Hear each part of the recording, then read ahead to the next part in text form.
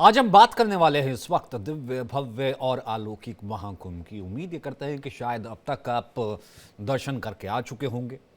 लगभग 60 करोड़ के पार ही आंकड़ा है। हो सकता है कि आप भी उनमें से एक ऐसे सौभाग्यशाली रहे हों। अब 2 दिन और शेष हैं।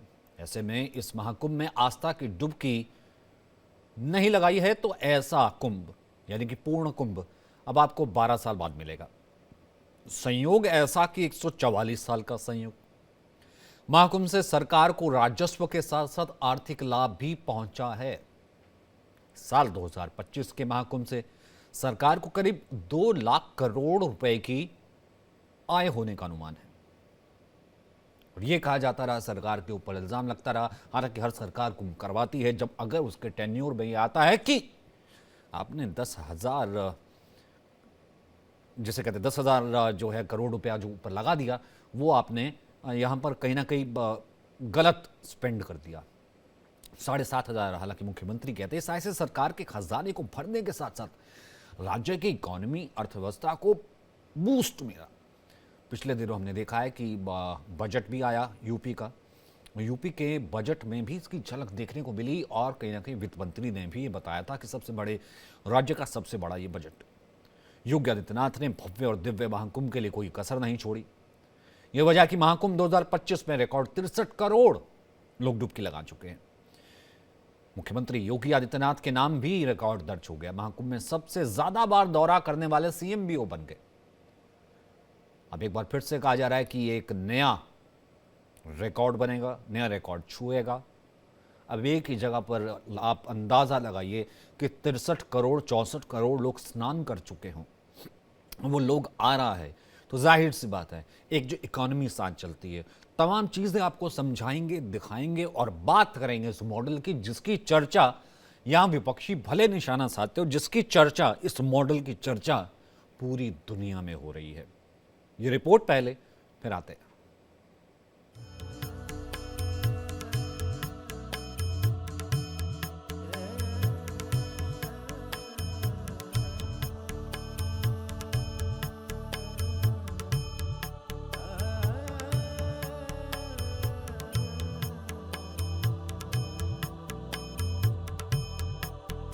प्रयागराज महाकुंभ अपने समापन की तरफ बढ़ रहा है।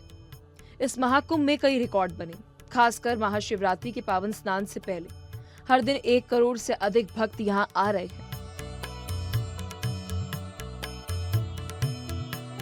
उत्तर प्रदेश के मुख्यमंत्री योगी आदित्यनाथ ने भव्य और दिव्य महाकुंभ के लिए कोई कसर नहीं छोड़ी। यही वजह रही कि महाकुंभ 2025 में रिकॉर्ड 63 करोड़ लोगों ने आस्था की डुबकी लगा चुके हैं। इस बार महाशिवरात्रि पर महासंयोग बन रहा है। ऐसे में प्रयागराज में भक्तों में अमृत स्नान को लेकर भारी उत्साह देखा जा रहा है।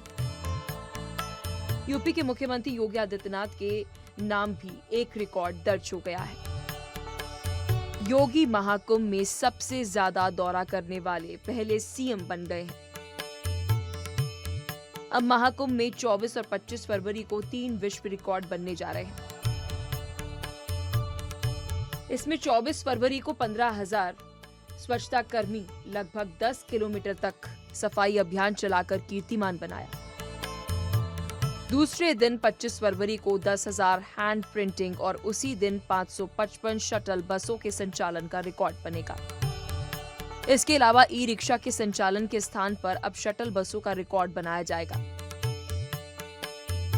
ये सभी रिकॉर्ड बनने के लिए 14 से 17 फरवरी तक की तिथियां निर्धारित की गई हैं, मगर उस दौरान भीड़ के चलते तारीख बढ़ा दी गई थी। केवल एक रिकॉर्ड 300 सफाई कर्मियों ने नदी सफाई का अभियान 14 फरवरी को बना था। अब इन तीनों रिकॉर्ड के लिए Guinness book of world record की टीम पहुंच गई है। इसी टीम के सामने रिकॉर्ड बनेंगे। महाकुंभ से उत्तर प्रदेश मालामाल हो गया है। सीएम योगी ने कहा है कि 50-55 करोड़ श्रद्धालुओं के आने से यूपी की अर्थव्यवस्था में 3 लाख करोड़ का लाभ मिलेगा। महाकुंभ के नाम पर दिए गए बजट से सिर्फ महाकुंभ में नहीं, प्रयागराज के सुंदरीकरण भी हुआ है। 15,000 करोड़ के खर्च से 3 लाख करोड़ का लाभ हुआ है। तभी 5 शाही स्नान पर्व बीत जाने के बाद भी महाकुंभ में श्रद्धालुओं के आगमन का सिलसिला जारी है। महाशिवरात्रि के अंतिम स्नान पर्व तक ये संख्या 65 करोड़ से अधिक होने की उम्मीद जताई जा रही है। महाकुंभ शुरू होने से पहले यहाँ सिर्फ 40 करोड़ लोगों के आने की उम्मीद जताई जा रही है। गंगा, जमुना और सरस्वती के त्रिवेणी पर बीते माह 13 जनवरी से महाकुंभ शुरू हुआ था। ये 26 फरवरी तक चलेगा। महाशिवरात्रि पर पवित्र स्नान के बाद महाकुंभ समाप्त हो जाएगा। इस दौरान भी बड़ी संख्या में श्रद्धालुओं के प्रयागराज पहुंचने की उम्मीद है। दुनिया में लगभग 120 करोड़ सनातनी हैं और इस लिहाज से महाकुंभ में दुनिया के आधे से अधिक सनातनी स्नान कर चुके हैं। दिव्य, भव्य और सांस्कृतिक समागम महाकुंभ ने नया इतिहास रच दिया है। Bureau report, India daily.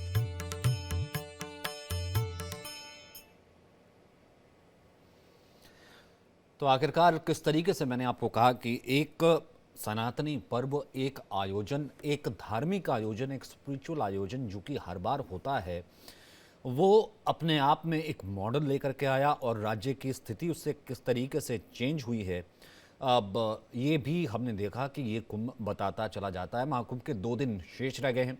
इसके तमाम एस्पेक्ट्स पर हम बात करते हैं। अपर्णा दीक्षित हमारे साथ, बीजेपी की प्रवक्ता, हमारे साथ रंजन द्विवेदी जो कि पूर्व डीजीपी हैं उत्तर प्रदेश से।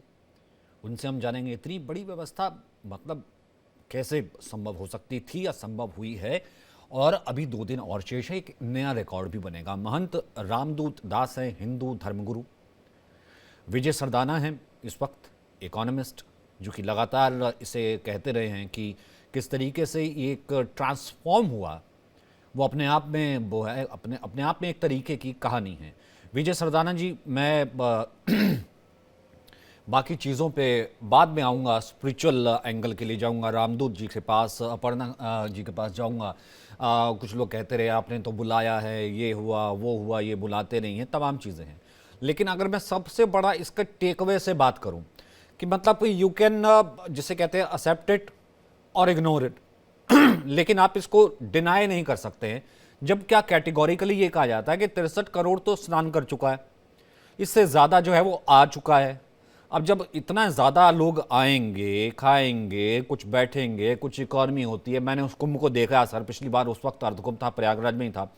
एटीएम लगते हैं, अस्पताल लगते हैं, रोज़गार मिलते हैं, दुकानें लगती हैं, सब कुछ होता है। और इस बार तो 144 साल का जब ये हम ये कहते हैं कि संयोग आया, और अब तक का रिकॉर्ड मेरे दिमाग पे तो नहीं है कि 63 करोड़ लोगों ने स्नान किया हो। अब मैं इसको इकॉनमी में तब्दील अगर करता हूं तो कहा गया 3 लाख करोड़ रुपया देकर के जाएगा राज्य को। ये क्या होता है सर, ये खजाना क्या है? सबसे पहले आपको और सभी पैनलिस्ट को नमस्कार और सभी दर्शकों को मेरा प्रणाम। देखिए, एक बात इस कुंभ ने जो हमारे सामने दोबारा रीएम्फेसाइज करी है और जिसको हम हमेशा कहते रहे हैं कि आप लोग जो सरकारें हैं उनको टूरिज्म पे ध्यान देना चाहिए। ये एक इतना बड़ा मैसेज है। और यूपी का जो एग्जाम्पल हमारे सामने है कि महाकुंभ से 3 लाख करोड़, अब आप इसको कैसे कंपेयर करेंगे, मैं आपके सामने कुछ आंकड़े रख रहा हूं। यूपी ने पूरा स्टेट जीडीपी जो जीएसटी कैलकुलेशन लिया है 2024-25 में पूरे साल का, वो है 1 लाख करोड़। मतलब आपका जीएसटी कैलकुलेशन 1 लाख करोड़ और आपका कुंभ का कंट्रीब्यूशन 3 लाख। स्टेट का टोटल एक्साइज 58,000 करोड़। आप स्टेट का total weight 42,000 crore, stamp duty collection 35,000 crore. मतलब जितना आपने टोटल स्टेट का पूरे बजट में 24-25 में टोटल रेवेन्यू एस्टिमेट किया है, उससे ज्यादा तो आपको कुंभ देके जा रहा है। इससे ज्यादा आंखें खोलने वाली बात हिंदुस्तान के पॉलिसी मेकर्स, पॉलिटिशियंस के लिए क्या हो सकती है कि अगर हर राज्य ये कोशिश कर ले कि हमारे यहाँ पे एक ना एक ऐसा बड़ा उत्सव हो, चाहे वो कुंभ के नाम पे हो, चाहे वो राम मंदिर के नाम पे हो, चाहे किसी और नाम पे हो। अगर आप टूरिज्म पे फोकस करेंगे तो वन टाइम इन्वेस्टमेंट है। यहाँ पे देखिए, गंगा आपने नहीं बनाई, सरस्वती आपने क्रिएट नहीं करी, यमुना जी आपने नहीं बनाई, ये सब भगवान की देन है, प्रकृति की देन। आपने सिर्फ उसका इकोसिस्टम बनाया कि लोग जाएं। आपने पानी भी सप्लाई नहीं किया। टेक्निकली क्या किया राज्य सरकार ने? सिर्फ इंफ्रास्ट्रक्चर और लॉजिस्टिक्स का अरेंजमेंट किया, प्रोवाइड भी नहीं किया। लोग जाएंगे, पानी में डुबकी लगाएंगे, वापस आएंगे और आपको 3 लाख करोड़ रुपए का राजस्व मिल जाएगा। इससे ज्यादा टूरिज्म को प्रमोट करने का कॉन्सेप्ट क्या हो सकता है? मुझे लगता है कि इसके बाद भी अगर लोग नहीं सुधरे या राज्य सरकारें या कंसर्न डिपार्टमेंट्स अपने आप को नहीं सुधार रही हैं, इससे बड़ी ट्रेजेडी क्या होगी? इसका एक ही पर्पज है। आप सिर्फ कुंभ की बात मत करिए, इस समय आप अयोध्या के में कितने दर्शन बढ़ गए होंगे उनको कैलकुलेट करिए, भगवान विश्वनाथ के कितने दर्शन बढ़ गए होंगे उनको कैलकुलेट करिए, आसपास का इकोसिस्टम कितना इंप्रूव हो गया होगा उसको कैलकुलेट करिए। कहने का मतलब ये है कि अगर ऐसा आयोजन 5 साल में अगर एक बार भी हो जाता है तो राजस्व के घाटे हैं ना वो सब पूरे हो जाए। आपको फ्री बीज की जरूरत नहीं पड़ेगी, आपको एम्प्लॉयमेंट का टेंशन नहीं होगा, क्योंकि जब लोग 65 लाख लोगों के लिए अगर आपने कुछ भी नहीं करो, अगर आप सिर्फ उनके लिए नाश्ते का इंतजाम करो तो कितने आपको किसानों को रोजगार मिल जाएगा, कितने लोगों के किचन्स खुल जाएंगे, कितने आने जाने के लिए छोटे बड़े ट्रांसपोर्ट व्हीकल्स आपको चाहिए सर एक होंगे। देश घूम रहा है सदाना साहब, एक पूरा देश है वो, एक देश क्या मतलब सबसे बड़े जो आप देश है। भारत के अलावा देखिए, भारत के अलावा और चीन के अलावा इतना बड़ा कोई देश नहीं है। कोई देश नहीं है इतना बड़ा, और पता नहीं इतने तो छोटे आप हाँ आप आधा भारत वहां लेके पहुंच गए। अभी आप 62 की बात कर रहे हो, यार 144-45 करोड़ तो टोटल आबादी है, 70 करोड़ लोग वहां पहुंच रहे हैं। इसका मतलब क्या है? आधा देश एक शहर में समा गया। सही बात है। मैं कह रहा सही हूं आप बात है। उसको देश को छोड़ो, अगर हर राज्य सरकार अपने यहां एक ऐसा आयोजन करे कि आधा राज्य भी आ जाए तो आप समझिए राज्यों के पास माली हालत कितनी सुधर जाएगी, रोजगार कितना बन जाएगा, ठीक। कुटीर उद्योग कितने पैदा हो जाएंगे, आपके यहाँ पे सब तरफ खुशहाली ही होगी। इससे बड़ा एग्जाम्पल टूरिज्म प्रमोशन का हो नहीं सकता। उसके बाद भी अगर लोग राजनीति करते हैं, इसका मतलब यह है कि हमने सीखने से मना कर दिया है, हम सुधरना नहीं चाहते। लेकिन रामदूत जी मतलब इतना अद्भुत, इतना अलौकिक कि वहाँ पे न्यूयॉर्क टाइम्स से लेकर के तमाम अखबार जो हैं, विदेशी अखबार, वो इसका जिक्र कर रहे हैं। अरब तक में इसका जिक्र है कि भैया ये चल क्या रहा है, कि जाने तो जाने गुली ना, वो क्या कहते हैं, बाघ तो जाने वो गुली ना जाने वाला जो कहावत है, कि शायद उसी को नहीं पता। अब मुझे एक बात बताइए, ये तो आप जितना इसका वो कीजिए उतना कम है। मतलब आप अपने लिए ही कर रहे हैं, मानव जाति के लिए कर रहे हैं, और कर क्या रहे हैं? वो सब कुछ है, एग्जिस्ट कर रहा है, आपने सिर्फ फैसिलिटेट किया और देखिए क्या ट्रांसफॉर्म हो गया। हालांकि उसमें कुछ लोगों को प्रॉब्लम हुई, लेकिन इतनी ताकत है सनातन में, बिना बुलाए। इसमें कोई चिट्ठी रोका या कोई रुका भेजा नहीं जाता कि आओ जी जा करके नहा लो, वरना ये हो जाएगा, वरना वो हो जाएगा, क्योंकि इसमें तो this is a way of living. इसमें कोई थ्रेट थोड़ा ना होता है कि वरना ये हो जाएगा। आपकी मर्जी है, कोई गए होंगे कोई नहीं गए होंगे। मतलब इतनी ताकत है कि बैठे बैठे आधा देश एक शहर में समा गया, और वो जो उसका इकोनॉमिक इफेक्ट है वो तो अलग ही है। मन जी, आपका कहना उचित है, लेकिन आज मैं चूंकि पिछले 45 दिन से कुंभ के बारे में बहुत अच्छा भी सुना, बहुत बुरा भी सुना, लेकिन जब कुंभ समाप्ति की ओर है तो कुछ प्रश्न मैं लेके आया हूं। आज जब सभी अच्छा बोल रहे हैं तो हम थोड़ा एक अलग दिशा में आज बोलना चाहते हैं। कुंभ के पहले जो देश की स्थिति थी, जहां संभल केस को ले लो आप, या अन्य किसी केस को ले लो, जहां सनातन पर हमेशा प्रश्नवाचक चिन्ह लगे, भगवा आतंकवाद का नाम मिला, और साथ ही साथ सनातन को यहां तक जब देश में सनातन बोर्ड की मांग उठी थी, तब सनातन को कई लोगों ने बहुत बुरी तरीके से देखा। आज यहां प्रश्न बनता है कि इतनी बड़ी मानव गैदरिंग, जहां देश की आधी आबादी एक शहर में समा गई, जहां इतने लोग आए, स्नान किया। चूंकि हमने भारत में ये देखा है, सनातन को छोड़ के अन्य धर्मों में जब भी भीड़ 10,000 20,000 के ऊपर जाती है तो वहां किसी अन्य देशों के झंडे देखे जाते हैं, देश विरोधी नारे देखे जाते हैं, देश को तोड़ने के लिए वहां बातें सुनी जाती हैं, वहां मंचों से सुना जाता है। लेकिन आप विचार करने योग्य है, आज उन सबको विचार करना चाहिए। वो सब लोग जो इस पल के साक्षी है, वो विचार करें कि सनातन की एक ऐसी छवि, जहां एक दिन में 7 से 8 करोड़ लोग एक जगह उपस्थित हुए, और उन्होंने किया क्या? केवल स्नान किया, तर्पण किया, अपने पूर्वजों को याद किया और विश्व की शांति की कामना की। यह सनातन की सबसे बड़ी प्रतिमूर्ति है। दूसरा जवाब उनको मिला है इस सनातन महाकुंभ से, जो कहते थे कि सनातन धर्म से क्या होता है, धर्म क्या देगा, मंदिर क्या देंगे। तो मैं उनसे पूछना चाहता हूं कि जब सनातन रोजगार दे रहा है तो आप उस पर क्यों नहीं बोल रहे हैं? आज 3 लाख करोड़ का रेवेन्यू जनरेट किया है एक प्रदेश के लिए, सिर्फ सनातन के एक मेले ने, वो भी 45 दिन में। सनातन संस्कृति दे रहा है, सनातन ने सिखाया है कि हमें दूसरों, अपना तो सुरक्षा करनी ही करनी है, लेकिन दूसरों को कैसे सुरक्षित रखना है, ये सनातन ने सिखाया। वहां भीड़ जो पहुंच रही है ना, तो वहां हमारा कोई नहीं है, अगर कोई अकेला भी है तो वहां 2 लोग साथ में जा रहे हैं, तो वो सुरक्षित कर रहे हैं कि आप भीड़ से आपका बचाव हो सके। तीसरी सबसे बड़ी बात, सनातन ने आज आपको वैश्विक स्तर पर पहचान दी है कि विश्व की जो बड़े बड़े मीडिया हाउसेस हैं, बीबीसी लंदन जैसे हाउस है, वो आज इस सनातन कुंभ पर अपनी बात बोल रहे हैं, लिख रहे हैं और भारत की तारीफ कर रहे हैं।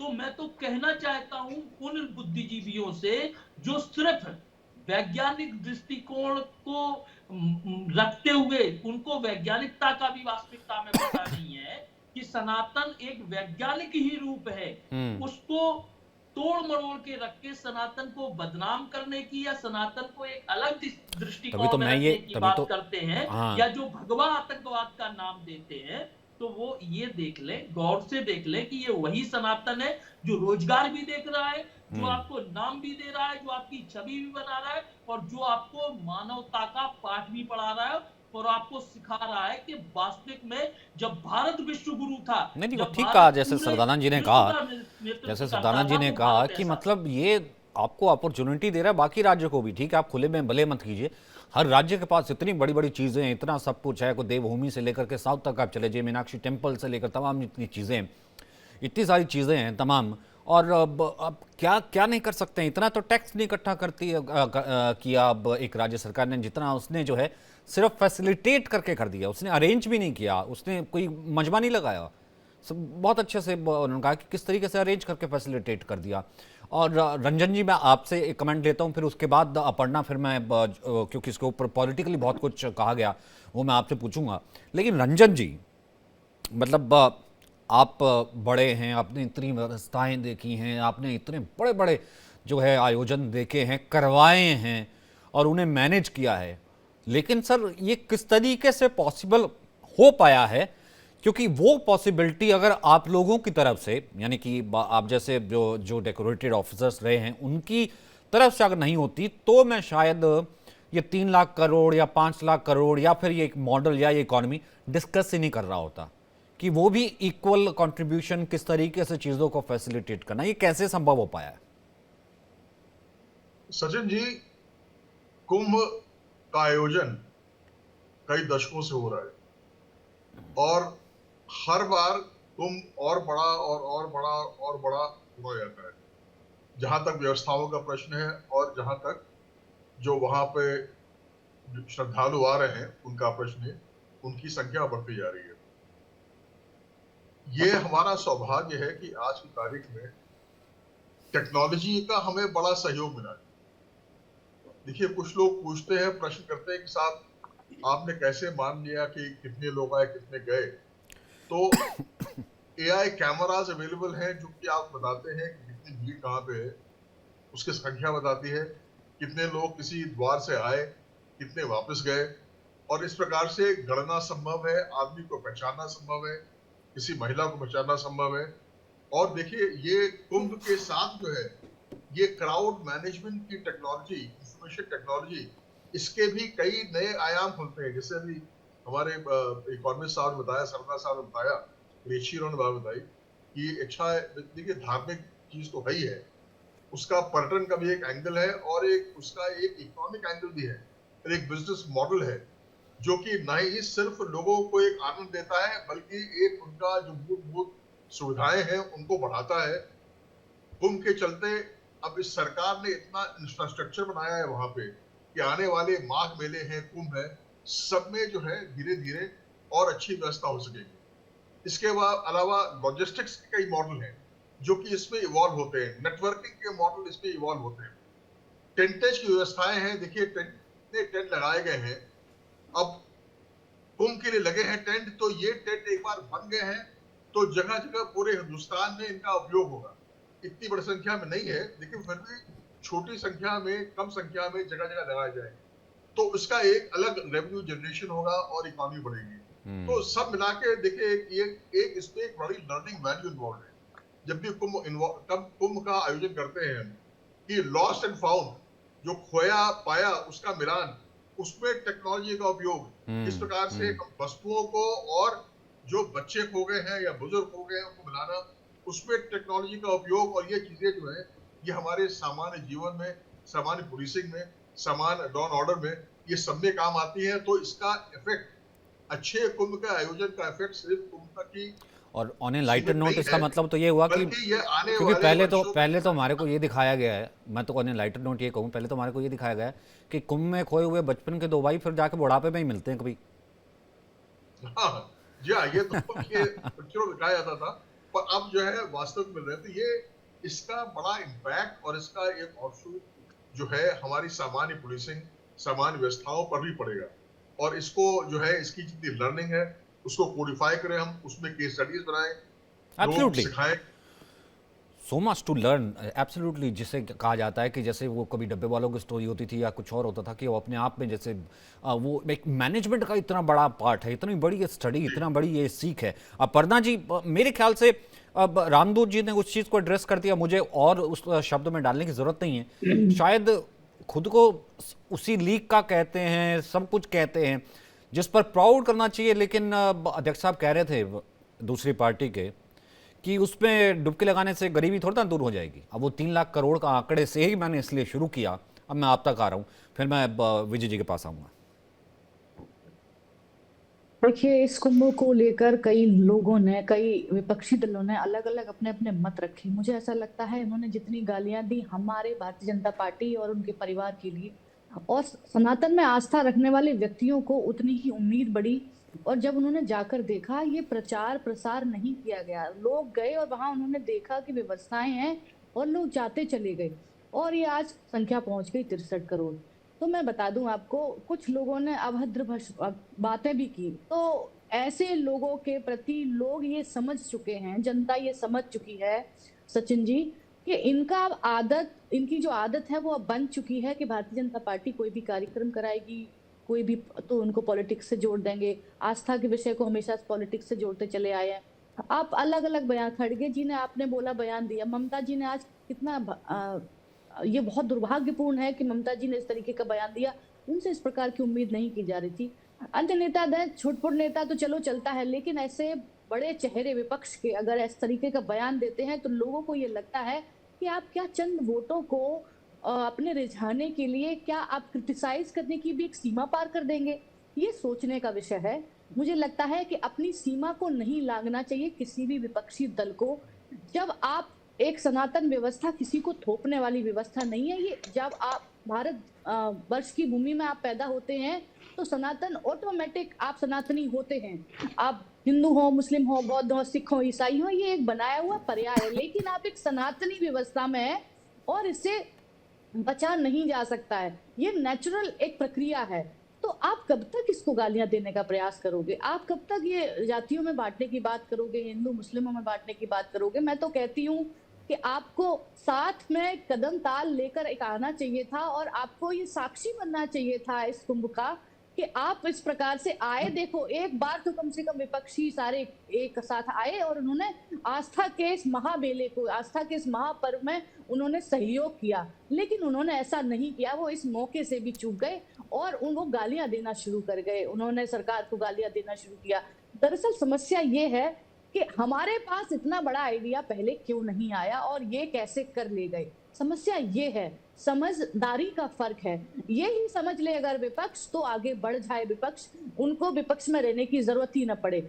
हम मौके को तराशते हैं, लोगों की भावनाओं का सम्मान करके सद्भावना रखते हैं, ये गालियां देकर और गलत बयानबाजी कर अपने आप को जनता की निगाह में गिराने का काम करते हैं। इसमें कोई दोहराई नहीं। क्या रोजगार नहीं मिल रहा, क्या लोगों को उद्योग नहीं मिल रहे, क्या पर्यटन नहीं मिल रहा, होटलों को फायदा, इतने तमाम एक आवरण है अपने आप में हर क्षेत्र का, उसमें लोगों को फायदा हुआ है। अच्छा, दूसरा ये है कि आप अगर बात करो किसी भी व्यक्ति विशेष के बारे में तो आप कह सकते हो, लेकिन आप एक व्यवस्था को आप अगर गाली दो तो नहीं चलेगा। नकारात्मकता ही मिलेगी आपको, और ये सीख लेने की जरूरत है विपक्ष को कि अब बहुत हुआ। आपका ये जो नाराजगी रहती है बीजेपी से, तो नाराजगी आपकी जाहिर कीजिए। आप किसी व्यवस्था पर आप गालियां दो, ये बिल्कुल नहीं वो चलेगा। तो चलिए लोगों ठीक के है, वो मन उसका में बैठा हुआ पॉलिटिकल है। वो उसका पॉलिटिकल इफेक्ट है, वो ठीक है। उन्होंने अपनी तरफ से आज उसका जिक्र भी किया कि वो आजम खान को दे दिया था, वो इसे सेकुलर बनाना चाहते थे। पता नहीं इसमें भी क्या सेकुलर और कम्युनल और ये सब चीज़ें ढूंढी जाती, वो एक पॉलिटिकल कमेंट हो गया। लेकिन मैं तो एक बड़े पर्सपेक्टिव में कह रहा हूँ ना कि आज आप सरकार में हैं, हो सकता है उनको लगता हो कि ये सारे सनातनी आए हैं, आपने कहीं ना कहीं अरेंज किया तो सारा वोट आपको चला जाएगा, इसलिए जो है वो नेता विपक्ष जो है वो अभी तक स्नान करने नहीं गए। 2 दिन अभी बचे हुए हैं, खैर हो सकता चले जाएं, लेकिन और बाकी और लोग जो हैं वो कह रहे देखिए सिर्फ वीआईपी जा रहे हैं। ये अपना ये पॉलिटिकल चीज़ें तो इसके ऊपर खेली गई हैं। लेकिन आज आपकी सरकार है, कल हो सकता है उनकी होगी, कुंभ तो तब भी होगा। अब ऐसा तो है नहीं कि कुंभ नहीं होगा, कि बीजेपी का कोई ट्रेडमार्क है। कुंभ तो तब भी होगा, कुंभ तो तब भी होगा, और हो सकता है इससे बड़ा बेहतर भी हो। हम तो यही उम्मीद करते हैं जो कि राज्य के लिए या बाकी और चीज़ों के लिए होता है। लेकिन विजय जी, इससे हमें हमारी पोटेंशियल भी दुनिया के सामने आती है कि कितना ज़्यादा पोटेंशियल है हमारे इस टूरिज़्म में, स्पिरिचुअल टूरिज़्म में, हमारी इस ताकत में। और जिसे कहते हैं सबसे पुरानी सभ्यता, सबसे पुराने शहर हमारे पास हैं। मुझे याद पड़ता है जब मैं पहली बार जाया करता था अयोध्या, आज से 8-10 साल पहले, तो उस वक्त गली में आप अगर जो बड़ी गाड़ी है ना एसयूवी, वो नहीं ले जा सकते थे गली, क्या मेन सड़क पे, मतलब ऐसा था। और दिवाली पे तो छोड़ ही दीजिए, दिवाली जिसके लिए मनाई जाती है कि जब प्रभु श्री राम घर लौटे थे, वो अयोध्या उनकी नगरी है, वहाँ अंधेरा होता था, लोग अपने घर पे दिया जलाया करते थे। हम उस वक्त की बात कर रहे हैं, तब से वो है देखा, कवर किया। आज मैं पढ़ रहा था कि वहाँ पर जाने के लिए जो है 26 तक जो है आप वीआईपी सब कैंसिल है, फलाना है, ये नहीं ले सकते। 40-40 हज़ार रुपये की फ़्लाइट आ रही है और लोग उसमें भी बड़े खुशी खुशी जा रहे हैं। मतलब एक सिर्फ पोटेंशियल बताता है। अब आप उत्तराखंड चले जाइए, देवभूमि, साउथ चले जाइए, मतलब कुंभ बहुत कुछ सिखा करके भी जा रहा है, अगर पॉलिटिशियन, इकोनॉमिस्ट और बाकी जितने जिसे कहते हैं लोग जो हैं वो सीखें तो। देखिए, एक सबसे बड़ी बात, अभी पॉलिटिकल बात हो रही थी, मैं एक लाइन इसमें जोड़ना चाहूंगा। हमारे ऑपोजिशंस ने इतना बड़ा मौका खो दिया ये बताने के लिए कि हम हिंदू विरोधी नहीं। आप जब बात कर रहे हैं पॉलिटिक्स की, तो एक मौका इनके पास था। आप देखिए, आप बात कर रहे हैं 63 करोड़ लोगों की। भाई उससे हो सकता है उनको लगता हो कि वो वोट बैंक जो है, हम ये बता देंगे हम हिंदू विरोधी नहीं है, हमारा एक तो वोट बैंक खिसक जाए, और दूसरा हो सकता है गारंटी भी नहीं है कि मैं जिसको बता रहा हूं कि वो मेरे को वोट देगा कि नहीं देगा, तो अब विश्वास करेगा कि नहीं करेगा। मैं वही कह रहा हूं। देखिए, एक आंकड़ा आपको समझना होगा। मैं इसीलिए कह रहा हूं कि ऑपोजिशन ना दिमाग का इस्तेमाल नहीं करता। टोटल बीजेपी को जो 2024 में जो वोट मिले थे वो थे मात्र 23 करोड़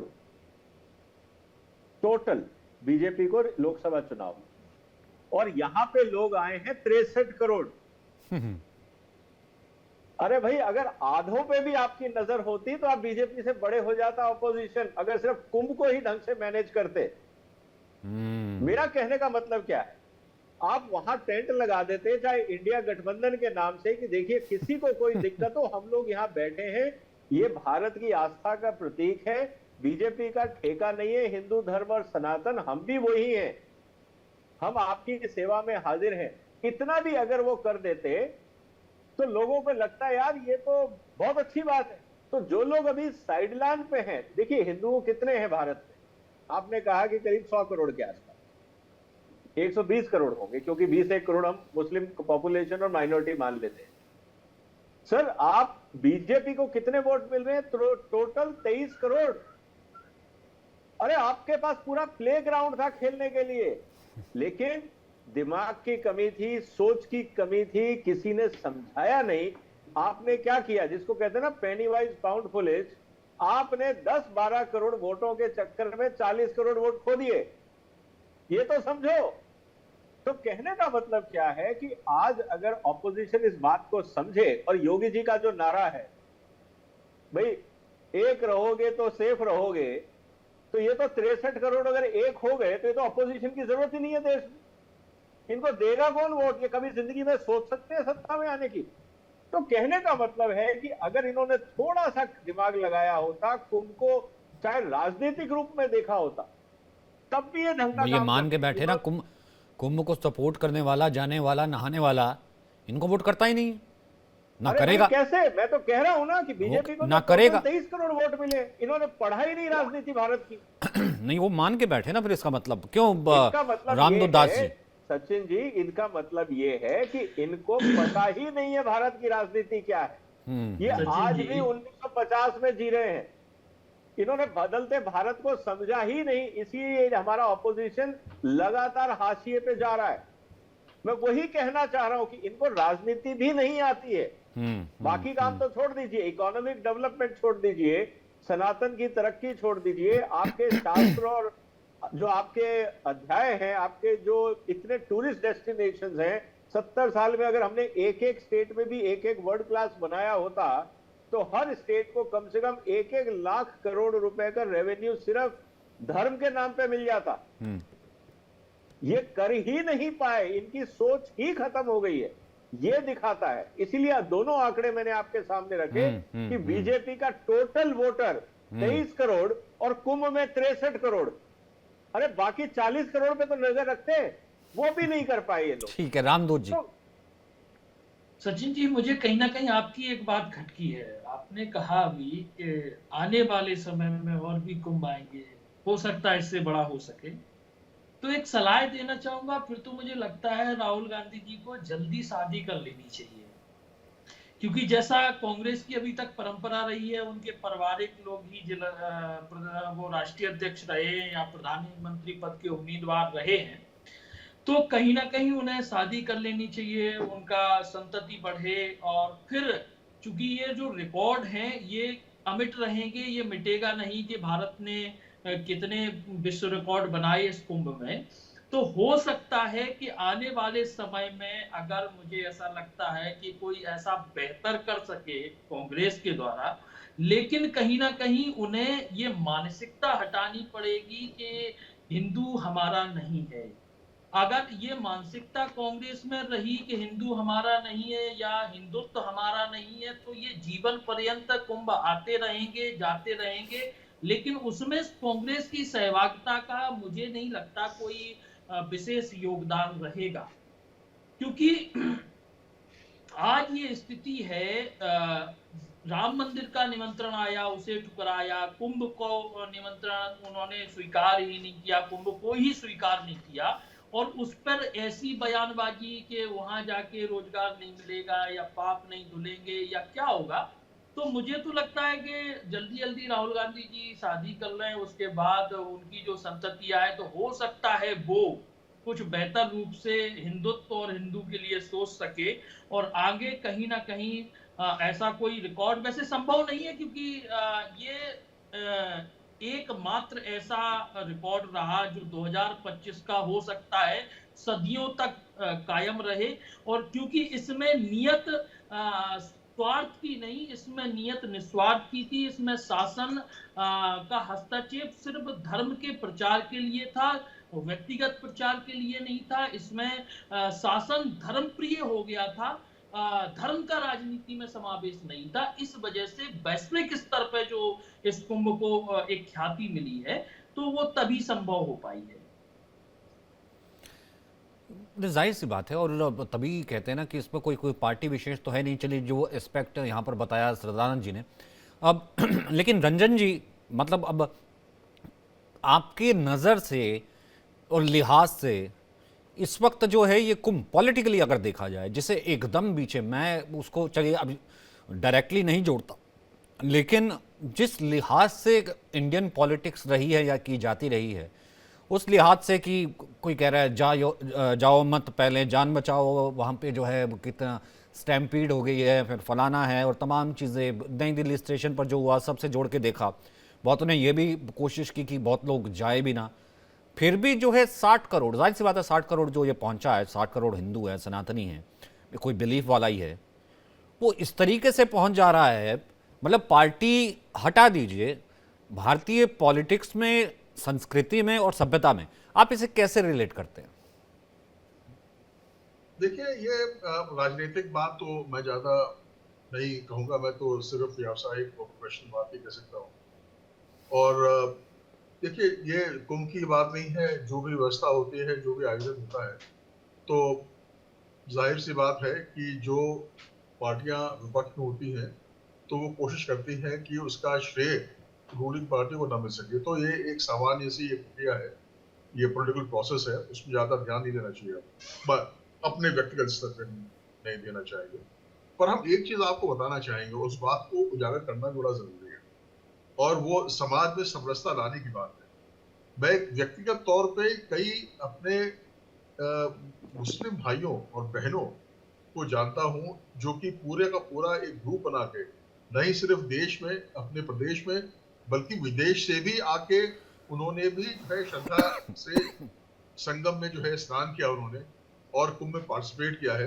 तो इस तरह की बातों को भी उजागर करना चाहिए, क्योंकि ये समरसता का विषय है ये, और ये बताता है कि देखिए इसका ठीक है, सनातनी वहां पे आए हैं, हिंदू आए हैं, लेकिन एक जो सामाजिक उसका इम्पैक्ट है, धार्मिक इम्पैक्ट है, उसका आनंद लेने के लिए, उसका आशीर्वाद प्राप्त करने के लिए सिर्फ हिंदू ही नहीं और धर्म के लोग भी वहां पे उपस्थित हुए हैं, और विदेशों से भी आए हैं। इन चीजों को उजागर करें हम, तो उसका बेहतर इम्पैक्ट पड़ेगा। देखिए, हर विषय पे पक्ष विपक्ष का चलता रहता है, उसके बारे में हम बात करेंगे तो उससे किसी का कोई लाभ होना नहीं है, और देखिए ना ही कोई उसको सुनता आज की तारीख में। जैसे आप बताया ना, कोई लोगों ने कहा कि साहब मत जाओ, ऐसा हो गया वैसा।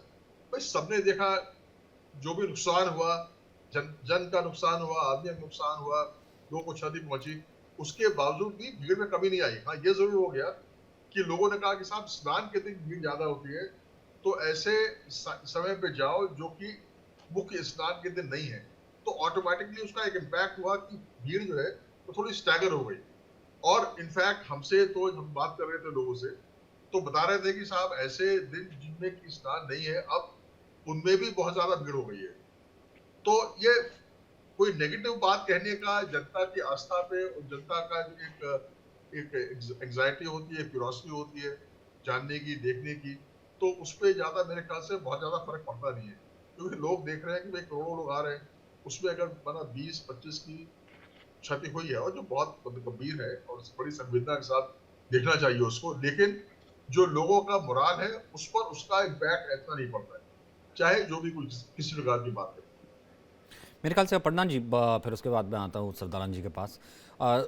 इस पे एक कमेंट कहीं ना कहीं चाहूँगा। शायद एक चीज़ और भी सिखाता है, जो सत्तारूढ़ हो या फिर विपक्ष हो या चाहे कुछ भी हो, कि कुछ चीज़ें पॉलिटिक्स से तो बहुत ऊपर हैं और ये दुनिया जानती है।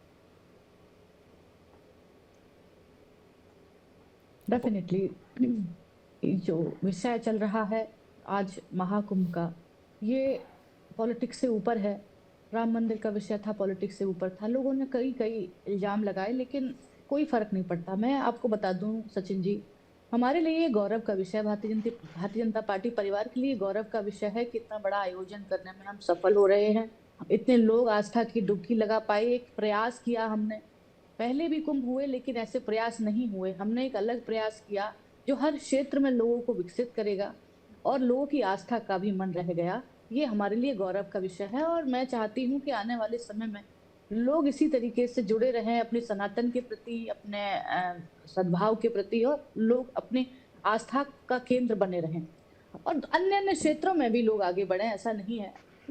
उद्योगों के क्षेत्र में भी विकास के बारे में बात की जाए तो उस पर भी काम चल रहा है। तो ये डेफिनेटली बहुत ज्यादा अपनी उसमें क्या कहना, बस मैं इतना कहूंगी कि विपक्षी दलों को ये सोचना चाहिए कि इसमें अगर कदम ताल मिला ली होती तो कहीं ना कहीं आप भी आगे आते, लेकिन आप ये मौका खो दिया। आप विजय सरदाना जी सही कह रहे थे कि आपने एक बड़ा मौका चूक गया, आपको आगे आना चाहिए था। खैर कोई बात नहीं, मुझे लगता है कि अब वो सीख लें तो ज्यादा अच्छा है। जो लोग जनता से कनेक्ट नहीं कर पा रहे हैं सचिन जी आज की डेट में, वो फेल ही होंगे। आप देखो बड़े बड़े नेता जो कनेक्ट नहीं कर पा रहे हैं, कहीं ना कहीं एक बहुत बड़ा गैप आ रहा है बीच में। तो ये बहुत भविष्य के लिए ठीक नहीं है। एक अच्छे स्वस्थ संविधान के लिए, स्वच्छ राजनीति के लिए, और पक्ष और विपक्ष दोनों ही एक सिक्के के पहलू होते हैं। एक स्वस्थ लोकतंत्र के लिए विपक्ष का मजबूत होना भी ठीक है। मुझे लगता है इनको प्रयास करते रहना चाहिए अनवरत और आगे बढ़ना चाहिए। क्रिटिसाइज की राजनीति, आपने सही कहा माननीय रंजन द्विवेदी जी ने, कि अब ये कोई नहीं सुनता है, लोगों को इंटरेस्ट नहीं है। आप कितना करोगे क्रिटिसाइज, आप कितना नैरेटिव सेट करोगे? नहीं सुन सकता ना व्यक्ति। आप एक ही बात कथा की तरह आप कहते रहोगे तो वो लोग, कुछ अलग करो। अब ये मौका है आपको कुछ अलग करने का, तो आपको करना चाहिए। आपको अगर मौका तो मिला है अलग तो अलग आपका उसका अलग अलग सदुपयोग करेंगे करना तो चाहिए। फंस जाएंगे, अलग करेंगे तो फंस जाएंगी। आप तो एज ए प्रवक्ता बीजेपी की बैठी है ना, वो अलग करने का तो फॉर्मूला दे रहे थे वहां पर सरदाना जी, कि ऐसा है कि टोटल 23 करोड़ ने दिया और टोटल 60 करोड़ पहुंच गए, उस 40 पे कर लेते कंसंट्रेट। तो वो अलग करने पे आगे तो फिर मैं वही तो कह रहा हूँ ना, फिर तो वो जो आप जो बैठे हैं सत्ता में, कहीं ना कहीं फिर बाहर होना पड़ जाएगा। खैर ये राजनीति सरदाना जी, ये जिसे राजनीतिक तौर पर अगर मैं इसको, चलो ठीक है अभी भी है, सदन में उठा लिया, अब अखिलेश ने मुद्दा, या फिर वैसे है, लोग आ रहे हैं, लोगों ने चीज़ है अपनी बताई है, और अब का नहीं है कब का, जिसे कहते हैं कि सदियों से चलता चला आ रहा है कुंभ, दशकों से चलता चला आ रहा है। इस बार उसने नए आयाम जो है, एक नया, जिसे हम ये कहते हैं कि एक इकोनॉमी, एक इकोनॉमिक ऊंचाई और स्पिरिचुअल टूरिज्म के साथ साथ ना जाने क्या क्या जो है, एक नए आयाम जो है स्थापित किए हैं।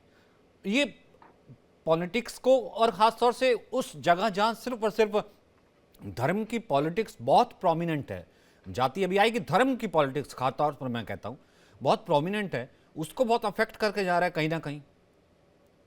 कोई हिंदू का, कोई मुसलमान का, कोई फलां कोई फलां, और बगैर किसी पॉलिटिकल इवेंट के 60 करोड़ स्नान हो जाना। देखिए, मैं वही कहना चाह रहा हूं कि लोगों को इस बात को समझना चाहिए कि जो आदमी किसी भी धर्म की आस्था में है, वो ये मान के चलता है। देखिए, जो धर्म क्या सिखा रहा है, धर्म ये सिखा रहा है कि हम सब भगवान की देन है, हम सब उसके बच्चे हैं, हम उनके जो भी है उनकी कृपा से इस दुनिया में। कहीं ना कहीं ये बात कनेक्ट कर रही है। आपने पूरे कुंभ में कहीं देखा कि लोग जातिवाद की बात कर रहे हैं, छुआछूत की बात हो रही हो? उसी संगम में हर प्रांत का व्यक्ति, हर जात का व्यक्ति, हर स्टेटस का व्यक्ति डुबकी लगा रहा है। ये क्या बताता है? किसी ने कहा कि साहब यहाँ पे अगर किसी शूद्र ने स्नान किया तो हम नहीं करेंगे, ये गंदा हो गया नदी का पानी। ये अपने आप में एक मैसेज है कि लोग जब मानसिकता में अपने आप में रहते हैं और पॉलिटिशियंस के चक्कर में नहीं रहते, तो वो एक इंसान के रूप में रहते हैं और वो एक दूसरे में भेदभाव नहीं करते। ये कुंभ ने हमें सिखा दिया। लेकिन जब हम बैठ के राजनीति करते हैं तो तब हम डिवाइड एंड रूल का जानबूझ के खेल खेलते हैं कि तुम्हारी जात अलग है, तुम्हारा रिजर्वेशन नहीं है, तुम्हारा ये हो जाएगा, संविधान बचाओ, तुम्हारी रिजर्वेशन बचाओ। हम जानबूझ के लोगों के दिमाग में जहर घोलने का प्रयास करते हैं, क्योंकि उसी से राजनीति चलती है। अंग्रेजों ने वही सिखाया था, डिवाइड एंड रूल। लेकिन उसके ऊपर जो अब आ गया पिछले चुनाव के अंदर, जो हमने महाराष्ट्र में देखा, उसके बाद मध्य प्रदेश रहा, राजस्थान रहा, दिल्ली में देखा, हरियाणा में देखा, क्या था? एक रहोगे तो सेफ रहोगे। जातिवाद का एक एंगल वो भी पॉलिटिक्स ने खत्म किया। कहने का मतलब क्या है? आप अगर ओछी राजनीति की कोशिश करोगे तो उसका तोड़ निकल जाएगा, वो सस्टेनेबल नहीं है। फ्री बीज की राजनीति हमने देखी। जब फ्री बीज की राजनीति केजरीवाल ने शुरू की थी तब मैंने कहा था 3 चुनाव रुक जाओ, ये फॉर्मूला अपने आप फेल होगा। किसी भी पॉलिटिकल पार्टी की जेब से नहीं लगता। आपने 100 यूनिट बिजली दी, मैंने 200 दी, तीसरे ने 300 दी, अब सबको फ्री का फॉर्मूला मिल गया। इसमें दिमाग का कहां काम है? सबने एक एक करके रेवड़ियां बांटनी शुरू कर दी, वो रेवड़ी का कॉन्सेप्ट ही खत्म हो गया, वो यही नलीफाई हो गया आपस में। लोग कहते हैं सब बकवास हो रहा है, साला अपने काम पे दिमाग लगाओ। कहने का मतलब क्या है कि आप अगर बेसलेस चीज को, इलॉजिकल चीज को एक लिमिट से ज्यादा पुश करते हो, वो अपना लॉजिक खो देती है। ये हमारे सामने कुंभ का एक बहुत बड़ा मैसेज है कि आप राजनीति के लिए हमको बांट सकते हो, लेकिन जब बात आती है आस्था की, हम एक हैं। तो ये सवाल मैं बार बार पॉलिटिकल पार्टी से कह रहा हूं कि अब आपके पास ऑप्शन नहीं है, आपको नैरेटिव बदलना होगा। माइनॉरिटी मेजॉरिटी की पॉलिटिक्स खत्म हो गई है इस देश में। छोटे मोटे लेवल पे आप लड़ते रहिए, अपनी कुर्सी बचाने के लिए लड़ते रहिए, लेकिन कुंभ ने क्या बता दिया कि ये सिर्फ पॉलिटिकल एजेंडा तक सीमित है, चुनाव तक सीमित है, उसके बाद आपके फॉर्मूला नहीं चलता है। और धीरे धीरे लोग सोशल मीडिया और कुंभ जैसे जो महाउत्सव होंगे, ये लोगों को बताएंगे और रिमाइंड कराएंगे कि यार कौन सा धर्म, कौन सी राजनीति, वहां तो हम साथ साथ कंधा लगा के खड़े थे, एक ही जगह डुबकी लगा रहे थे, कौन सा फर्क आ गया? कौन सा शूद्र आपने वहां से भगा दिया? एक इंसिडेंस अपोजिशन बता दे कि साहब लोअर कास्ट को, शेड्यूल कास्ट को नहाने नहीं दिया, एक इंसिडेंस बता दो और आज इसको लेकर 63 के करोड़ में। तो कहने का मतलब ये है कि हम लोग अब जो पॉलिटिकल फॉर्मूले लेके चले थे वो एक्सपायरी हो चुके। अब एक ही एजेंडा हिंदुस्तान का बचा है, वो है डेवलपमेंट एंड गवर्नेंस। डेवलपमेंट और गवर्नेंस पे जो ध्यान देगा जनता उसका साथ देगी, क्योंकि अब ये सब चीजों से जनता उब चुकी है। अब जनता चाहती है विकास। जनता देख रही है कि ट्रंप अपना देश कैसे आगे बढ़ा रहा है। जनता देख रही है कि चाइना आगे क्यों जा रहा है, हमारे यहाँ क्या प्रॉब्लम है, हम आगे क्यों नहीं जा पा रहे। आज जनता का सवाल वो है, जो उसको एड्रेस करेगा जनता उसके साथ खड़ी हो जाएगी। जाहिर सी बात है, वरना यमुना और सड़क पर जो है वोट नहीं डलते, वरना यमुना और सड़क पर और सफाई पर जो है इस तरीके से गवर्नमेंट चेंज नहीं होती जैसे कि अभी हुई है दिल्ली में। ये इसका एक बहुत बड़ा एग्जाम्पल है।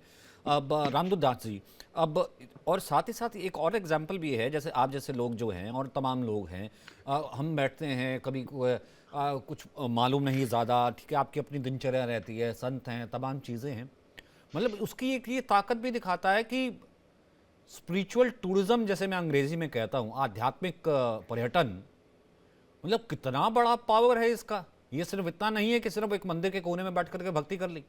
ये तो अगर 50-60 करोड़ में बता रहा हूं, तो ये तो अपने आप से देशों के देश प्रोड्यूस कर सकता है। देखिए सचिन जी, अगर कहीं ना कहीं भारत और विकास के नए आयाम दिखना चाहता है तो इस कुंभ ने ये जता दिया और बता दिया कि भारत को हिंदू राष्ट्र घोषित करने की अब आवश्यकता है। कहीं ना कहीं ये वो देश है जिसने पूरे विश्व को संस्कृति सिखाई, जिस देश ने पूरे विश्व को पहनावा सिखाया, जिस देश ने पूरे विश्व को भाषा शैली सिखाई, जिस देश ने पूरे विश्व को मानवता सिखाई और जिस देश ने पूरे विश्व को वीरता सिखाई, ये वो देश है। और जब ये देश पूर्ण रूप से धार्मिक उन्माद से मुक्त हो जाएगा और जो भारत का नाम जिस महान व्यक्तित्व के नाम, भरत के नाम से पड़ा, वो भारत पूर्ण रूप से एक हिंदू राष्ट्र के रूप में परिवर्तित हो जाएगा। तो आज जहां ये अन्य धर्मों के लोग असुरक्षित महसूस आज कर रहे हैं, लेकिन मैं दावे के साथ कह सकता हूं जब भारत पूर्ण रूप से हिंदू राष्ट्र घोषित हो जाएगा तो यहाँ अन्य धर्मों के लोग, अन्य वर्गों के लोग आज इससे ज्यादा सुरक्षित महसूस करेंगे। और यही मंदिर, यही गुरुकुल, आज लोग बाहर घूमना पसंद करते हैं, अन्य देशों में जाते हैं पर्यटन के लिए, लेकिन मैं दावे के साथ कह सकता हूं जब भारत की संस्कृति का विस्तार होगा, जब भारत के पर्यटन का विस्तार होगा, तो बाहर के देशों से लोग भारत को देखने, भारत को समझने, भारत को पढ़ने यहां आएंगे। और एक मुख्य बात है, आप ये बताइए, ये 45 दिन के महाकुंभ में जहां लोग ऐसे समय पे घूमने जाना पसंद करते थे, बाहर जाते थे, लेकिन सभी हिंदू भाइयों ने एक कुंभ को महत्वता देते हुए अपने ये घूमने के प्लान कैंसिल कर दिए। और एक जो प्रमुखता रही कि हर किसी के मन में ये था कि एक बार भले ही एक दिन के लिए, भले ही 1 घंटे के लिए कुंभ में जरूर पहुंचना है। तो वहां जो आस लगी थी, ऐसे ही वृंदावन भी हो सकता है, ऐसे राम मंदिर भी हो सकता है, ऐसे काशी भी हो सकती है, ऐसे उज्जैन भी हो सकता है। बस सरकारों को धर्म प्रिय शासकों की आवश्यकता है और धर्म के प्रति आस्था रखने वालों की आवश्यकता है। तो ये भारत कहीं ना कहीं धार्मिक रूप से भी सुदृढ़ होगा, आर्थिक रूप से भी सुदृढ़ होगा और मानसिक रूप से भी सुदृढ़ होगा। अपर्णा जी, और एक और चीज़ देखी है, मैं लास्ट जो है एक मिनट जो है आप दोनों को देता हूँ, एक कमेंट अपर्णा जी का फिर रंजन जी का। अपर्णा जी, एक चीज़ तो मैंने देखी है, इतनी उत्सुकता पहले कभी नहीं रही और इस बार युवा बहुत पहुँचा है। मतलब ये होता है कि नई पीढ़ी है उससे तो पता ही नहीं, कि पुरानी पीढ़ी थी वो जा रही है और उससे नई पीढ़ी को तो अध्यात्म का पता नहीं, लेकिन बहुत बड़ी संख्या में ना केवल पता है, पता लगाना भी चाहता है और वो जानना भी चाहता है और गया भी है। बिल्कुल सही आपने एकदम सटीक प्रश्न पूछा। मुझे लगा यही एक विषय है जो हमें चर्चा कर लेनी चाहिए। आपने देखा होगा सचिन जी, 2014 से पहले युवाओं के मन में क्या था और वो किस प्रकार से काम करते थे। माननीय नरेंद्र मोदी जी के आने के बाद, भारतीय जनता पार्टी की सरकार आने के बाद जिस हिसाब से उन्होंने मैसेज देने का काम किया मतलब है युवाओं 2014 को, में सनातनी हुआ है ये। महिलाओं को। नहीं, नहीं, बिल्कुल नहीं, ऐसा नहीं कह रही हूँ मैं। वो हम्म। सनातनी हमेशा, मैंने क्या कहा, सनातन व्यवस्था थोपी भी जाने वाली व्यवस्था नहीं है। ये आप अगर भारतवर्ष की भूमि पे अगर आप जन्म लेते हैं तो आप ऑटोमेटिक सनातनी हो गए। ये किसी पर थोपा नहीं जा सकता। मैं क्या कह रही हूँ, जिस प्रकार के संदेश माननीय नरेंद्र मोदी जी ने दिए इस देश के युवाओं को, वो आप देखोगे कि जब वो देखते हैं कि हमारा प्रधानमंत्री आज की डेट में कितना बड़े-बड़े काम कर रहा है और सनातन के प्रति उनकी आस्था देखता है, और जब अपने देश को आगे जाते हुए देखता ठीक है, है तो इसमें उसकी ये आस्था इसमें बढ़ती है। कोई शक नहीं है। ठीक है, इसका पॉलिटिकल ये नैरेटिव नहीं बड़ा लेते, मेरे पास वक्त इतना ही है। मुझे रुकना होगा, लेकिन एक चीज़ तो है कि कम से कम धर्म को लेकर के जिस तरीके से हम ये कह सकते हैं मुखरता या फिर ओपननेस जो आई है, और ख़ासतौर से हिंदू धर्म को लेकर के, उससे कहीं ना कहीं चीज़ ज़रूर जाती है कि अब छुपाने की नहीं, दिखाने की नहीं, या फिर जैसे कहते हैं कि छुपाने की नहीं, बताने की नहीं, दिखाने की नहीं, उस तरह की चीज़ नहीं है। तो अपने को एक्सप्रेस करना जो है अब लोगों को आता है, और लोग इससे गुरेज भी नहीं करते हैं। बहुत बहुत शुक्रिया आप सभी का मेरे साथ बने रहने के लिए और इस चर्चा के लिए।